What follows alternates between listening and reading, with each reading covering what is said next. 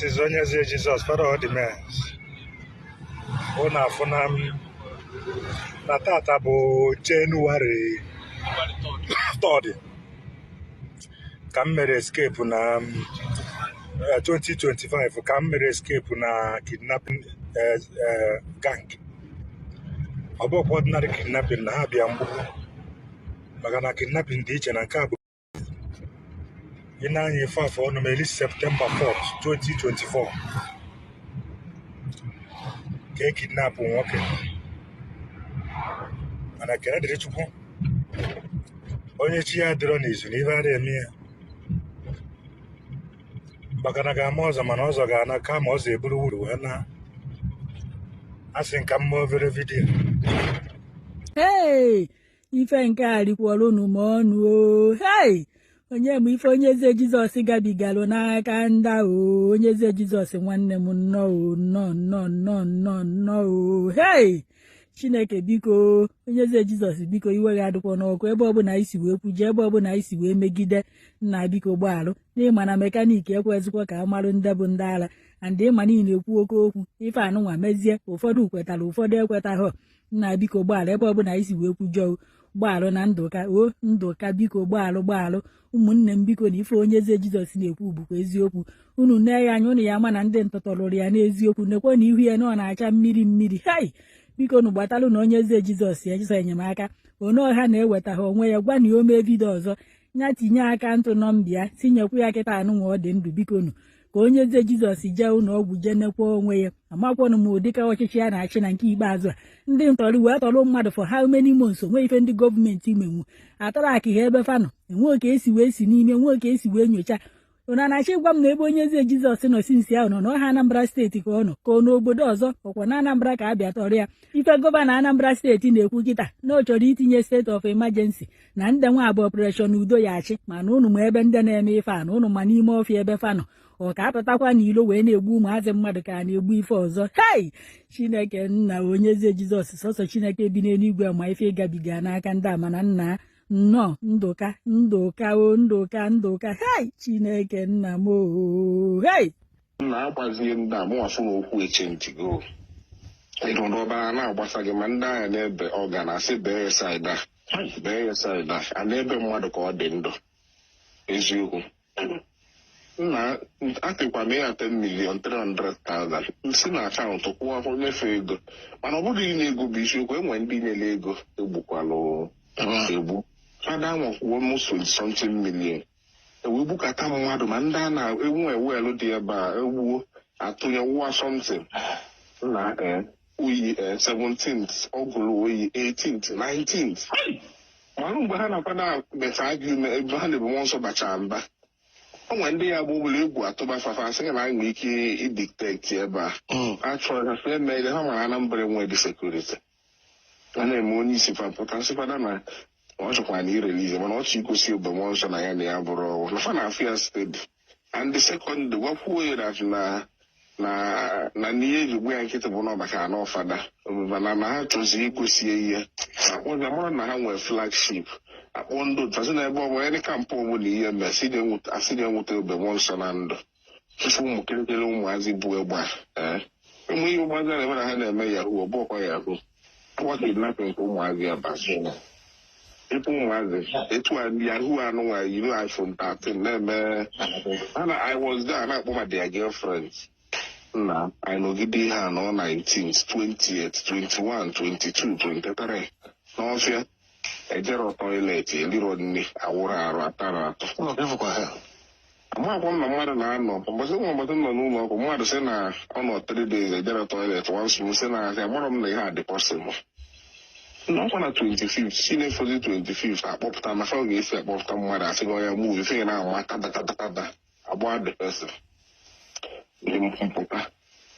echegidogo m ehicha ebe a si na-ehicha pụọ ada m ekwuzi maka biznes not pick of my business ada m ekwu maka my parents ada m ekwu and maka this boy nwere Dubai estate ya na bed mana a na-achọ bed since 1 month akpọbịara ọkọ nothing wee na-adị ka oke esi egbu mmadụ nna ịfụ ka esi ele pas my brother ịfụ ka esi ele ihe a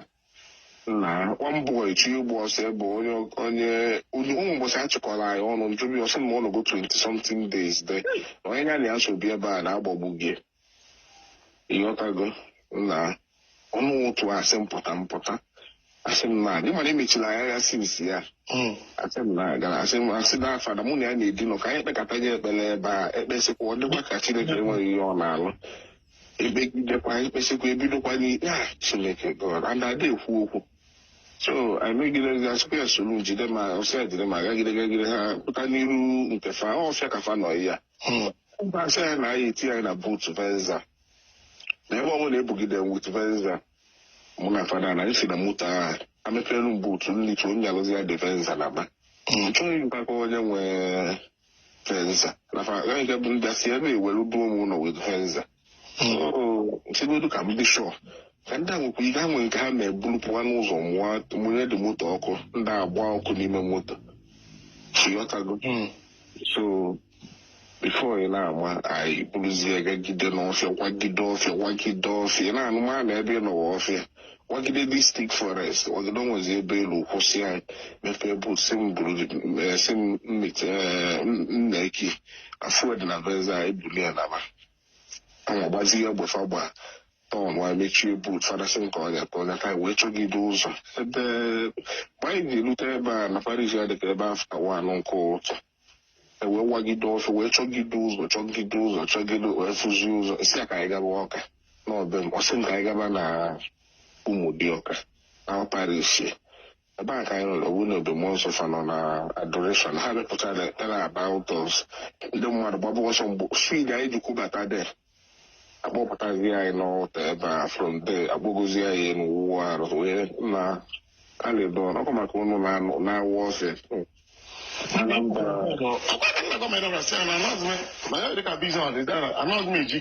because of farm inspection. Second now, I'm dapa. And if you did edi mother growing up, you did it. I mean, decided why you see this called Pamagan. Decided to say, I'm right. So I can make a fact track on it, keep him busy. Because I want to make a warrior at the table. Now, so therefore. Na nwanne gị akpọgodo m nke a n'obodo oyibo Mbụ wisdom afụgo dị tin wee kpọọ na-etiso mkpu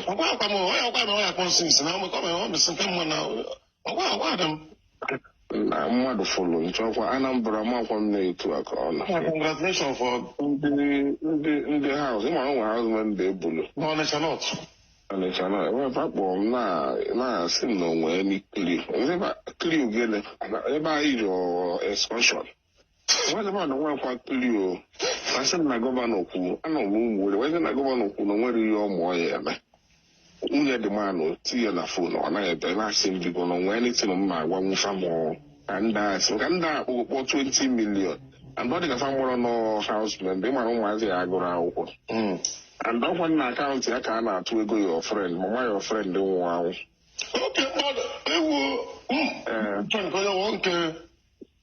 na your friend nke atani side ka afịa nke a dị short no house your brother ị mara mmanụ bụ apịa ọ na akaụntụ ọnya ka a na-atụ dị ego so ndị akụ 20 million ọ na-gafa nwụrụ nọ mgbada gafa bụ mgbe fa ji mazi ya nọ mgbada fa akụchi ofe kwuozi anything till today and gọvanọ wee na spika na Anambra bụ ejoke mana spika a na-akpọkpọ mgbe esi m na nsogbu dị ọsị m na ịmanye nwụrụ single traka na Anambra na gọvanọ na-eche ndị si Abuja abịa trak ya ka nwala ebe dị fanan mana ebe anyị nwa nọ anyị nwere ọbụla Anambra notice ebe mmụọ nsọ kpọzie gọvanọ Enugu steeti agbara m na gọvanọ Enugu steeti a na-alụ ajọ ọrụ dịma na-adị ekwu okwu dịmanụ wee bọdo ebe a wee trak ebe anyị nọ wee bụrụ na rum aka nnọkọta plen agba n'elu ka m nwadịbala ebe a na-eme ụdị ha bụ ihe ala said amụrụ m na ọ batakwugo ọka ebe a plen ugbu a na-asị fada na-asị na ihe a dịkwa ka airport Ụmụeri si mana ebe anyị n'ogbulu uru ma ebe a wee na-abụrụkwa na ebulu anyị zoo ezo ịmara nwe nwere ewere mmadụ tii na rum mana nke a bụ na anyị nọ n'ime ọfịa a na-arụ ọnụ ya ka ọganizeshọn ha nwere ma kuku nwee ndị na-esi nne maka egwu na-atụ m mmadụ eme-enye mbụ na saịdị Urum ahụ ndị isi rum a ịpụta na-achala na isi rum a isi rum a ịpụta achala si ịpụta ịgbagharịa so ọ ebe a epọtụ anwụ ọ dị right then gọvanọ Imo Enugu steeti wee sị ya ndị polisi Anambra ha bazie eji rescue anyị eze ndị Enugu dị 18 na vidio kọma ndị polisi ndị Anambra wee sị na fa ama mbanwụ n'ọfịa na fada aba n'ọfịa ọkwa divine grace of God ifu ka esi egbu mmadụ ebe a ifu ka ndị a si egbu mmadụ ọkwa ndị amụnata ihe mefe atrak bụ nnukwu moto ịghọtago etu Anambra dị kịta ahụ mmadụ ịga-eretu ofu ya ọya agwụgwọlụ ọkwasịra na anyagharịwa mmadụ si na ga-agba mana si na ma ọkụ nsọ hapụkwa mgbe eji nye jere onwe m I'm telling you ọkwa ihe na agbasa etu a na-agba ihe agbasa ga-echu ofu ngwongwo moto because anyị nwee buru onwere onye ma anyị a na-aga ndị mgbe ha ji apụta ọpụ mbụ 7 o'clock so 7 till 8:30 and ha nwere kampụ dị iche iche ihe a na-agba Old Road a bụ South Africa ha jee South Africa and ma mma ịkwụsịnata ka igwe anything ebula ọya so ọ dị risky ịgba from 7 o'clock till 8:30 or 9 in the morning no n'abalị okay ụzọ na-adị bizi mgbe ụzọ na ka ha na-ebu ndị mmadụ so ọka mma na the best thing bụ 6 o'clock 6:30 mmadụ abaa bịa ọ na-enwe ihe megide ka ifu oge n'abalị enwe ndidi ebe 11-12 ime ụfụ mgbe ama nnọzi n'ụzọ eziokwu onye afụsịalụ m nke a fada anwa na omume gị ọ tụbazie egwu ọ ga-ezi bulu fada a bụ Amerịka ka o si bata onye oju ụtụrụ onye gbatasịa fuel na blọk ndọs nye nwa na ihe dịbụ St. Kizito skuulu ndị Katọlik a so ọ na-agwazi onye ya esi nri maka ụmụazị ka o wee mee ha welkọm si ya na ọkwa ndị fada dị moto tọnụa gbagota ọbazie egbe nye nwa ọdị ya ka ọfim ya ọ dị ka ọ ghọtara na Anambra adịgo ọsọ ya nwa ịmụbụ ọbụ asọ n'anya ebuli ewutu motie ebuli ewutu Highland anwa bụ motie mana my own anger bụ ihe niile a na-eme na Anambra steeti polisi adịghị eme anything director DSS wee sị afadịkwana willing to work nọ na ego adịrọ anyị ga-ete mme and na Disemba abata na-enwe ndị esendị na the whole Nigeria the whole steeti na Nigeria esendịkwu ndị ya ala Anambra afa na 2 days ebe a gọvanọ kwuo na nwere ego fuel fa anachi ebe back and in other states na iwelu Enugu ile kene gọvanọ Enugu steeti my brother na ma na-adị ekwu okwu mana ọgwagwa nke anyị debere ebe azụ na parrot na ọ bụ prọfesọ na-akụ n'asụsụ oyibo na enwere ebe anyị batara na gọọmenti haus na duplex efu duplex dịka bụrụ telivishọn ihe niile na-eme n'Enugu steeti a na-afụ ya dị the whole tracking everything ihe niile gbasara ya ebe a ka a gosi anyị na ebe anyị nọ n'ọfịa maka emegide sị ka ewelu extra ebe mmụọ nsọ na-asị na-enwe ike gbagbuo ma ndị akafa dị ọcha ndị eji eju na ndị mmadụ anyị wee ike kenesi anya ike soro udo wee jilu mmadụ na-egwu egwu na Anambra a na-egbu mmadụ ọkwa na njem ihe a nwee God's divine grace of God pụta ọkwa etu ilikwana na ma fonu ma a na-alụ ilu afọ mmadụ anaghị ama fonu mee ihe